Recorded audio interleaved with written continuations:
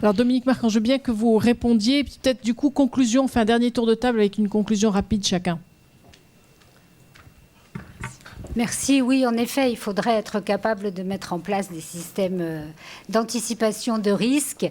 Ceci dit, quand on voit que même les personnes confrontées à ces risques-là, notamment les soignants, ont eu du mal à apprécier l'importance et l'ampleur de l'épidémie, ça me paraît difficile pour des économistes de prévoir. Ce qui me semble important aujourd'hui, c'est de faire une assurance a posteriori, c'est-à-dire de constater qu'en effet, il y a eu des effets économiques. Et là, je parle surtout des effets sur l'économie informelle, c'est-à-dire en dehors du secteur minier, disons en gros en Guinée, être capable à peu près de mesurer ces effets, d'avoir une appréciation a posteriori de ces effets-là et d'avoir les moyens de faire en sorte que la vie continue. C'est-à-dire que même quand Ebola, j'espère bientôt, sera vaincu complètement ou quasi complètement, eh bien que cette activité économique puisse redémarrer. Aujourd'hui, quand on parle du Crédit Rural de Guinée, qui n'est pas une banque, qui est un système coopératif, que le Crédit Rural de Guinée ait encore les moyens d'offrir du crédit, c'est-à-dire de mettre du carburant dans cette économie informelle. Si cette économie informelle n'a plus de carburant pour fonctionner, elle ne fonctionnera plus, ou alors simplement avec les fonds de la famille et des usuriers, et on reviendra à une ère pré-microfinance. Merci Dominique Marcan. Ronnie Broman, un mot de conclusion, on arrive à la fin de cette table ronde.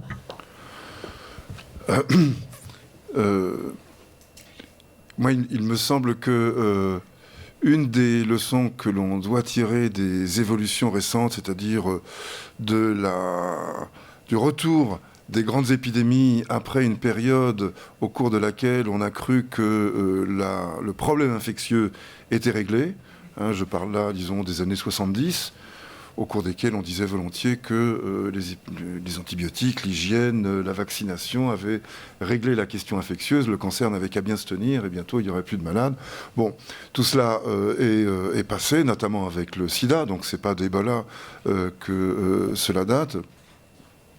Il faut nous habituer à vivre avec ce risque infectieux renouvelé. Et moi, je suis contre les idées éradicatrices en général, que ce soit en politique ou en médecine. Et il me semble qu'il faut apprendre à gérer cela. Et pour apprendre à gérer cela, il y a aussi une dimension, elle a été effleurée, elle a été touchée à plusieurs reprises, j'insiste là-dessus simplement pour la conclusion. C'est aussi, au-delà des réponses immédiates avec des systèmes de santé efficaces, le développement de la recherche, et pas seulement la recherche fondamentale, disons, en virologie, en épidémiologie, en biochimie, en pharmacologie, que sais-je, mais aussi la recherche en sciences sociales, car on l'a vu, par exemple, ça a été évoqué par plusieurs personnes, le paysage, par exemple, l'interpénétration des villes et de la nature amène des animaux jusqu'à là sauvages dans les espaces urbains. Donc les transformations énormes du paysage ont entraîné l'apparition de nouveaux risques épidémiques. Eh bien, la réflexion sur l'entretien, la reconstitution de paysages fait partie de la réflexion disons, en santé publique en général, et évidemment les questions de sociologie, d'anthropologie plus évidentes en font partie. Donc c'est une recherche très large, qui aura d'ailleurs d'autres productions et d'autres bénéfices que ceux concernant les épidémies, qu'il faut développer. C'est donc toute la place, finalement, du public, de la recherche publique, qui est reposée à cette occasion. Jean-François Delfraissy, un mot de conclusion ? Moi, j'aurais fait exactement le type de conclusion qui vient d'être fait. Donc, c'est assez amusant, d'ailleurs. Mais c'est intéressant que ça soit quand même de votre part une conclusion que je partage à 100%. Et c'est intéressant. Donc, je vais en faire une autre. Alors, comme je suis un optimiste, quand même, fondamentalement, il y a aussi des points positifs dans Ebola. Je me sens tout d'un coup un tout petit peu plus européen. Parce qu'on l'a très peu abordé. Mais l'Europe et pas seulement français, l'Europe a joué son rôle. La Commission européenne, Dieu sait, beaucoup de discussions sur la place de ces institutions lourdes, etc.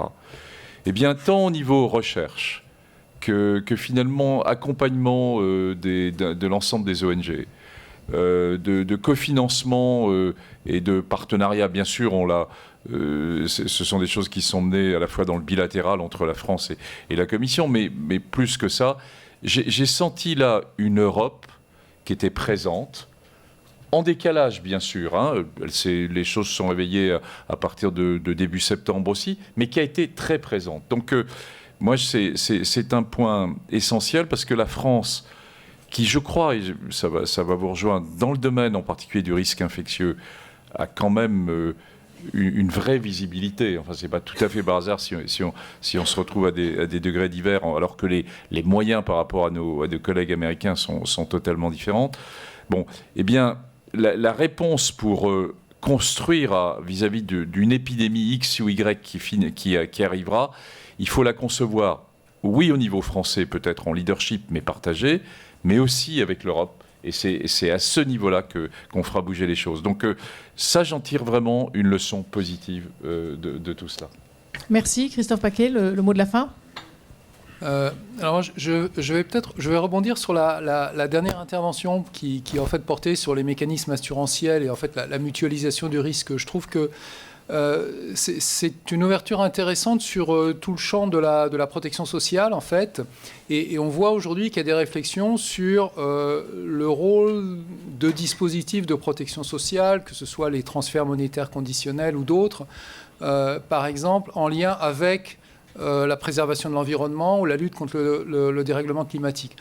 On est là dans un champ qui, à la fois, permet de renforcer la cohésion sociale, de renforcer ce contrat de confiance dont on parlait tout à l'heure entre un État, ses services et une population.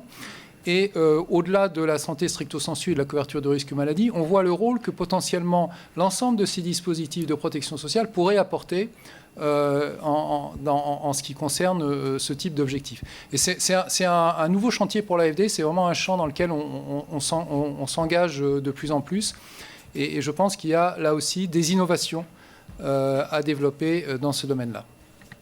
Merci beaucoup, merci à tous. Un petit mot de conclusion. D'abord, cet échange, il peut se poursuivre parce que j'ai bien vu qu'il y avait encore des gens qui avaient envie de poser des questions, mais je suis désolée, on est obligé de finir. Par contre, les échanges peuvent se poursuivre sur le blog ID4D qui est animé par l'Agence française de développement. D'ailleurs, vous pourrez trouver sur ce blog une tribune qui a été publiée aujourd'hui du président de la Croix-Rouge. Cette conférence elle-même, elle sera aussi en ligne justement, a priori, je crois que c'est dans le courant de la semaine prochaine, non, un peu plus tard, voilà, 10-15 jours peut-être, sur ce blog. Il y a une exposition quand vous sortez juste du centre de traitement Ebola de Macenta, une exposition photo que vous pouvez voir juste en sortant. Et dernier point, on vous a distribué des fiches d'évaluation. Si vous pouviez les remplir, merci. Ça aide l'AFD à mieux organiser ces conférences. Merci beaucoup à tous et merci à tous les intervenants. Et merci pour vos questions dans la salle.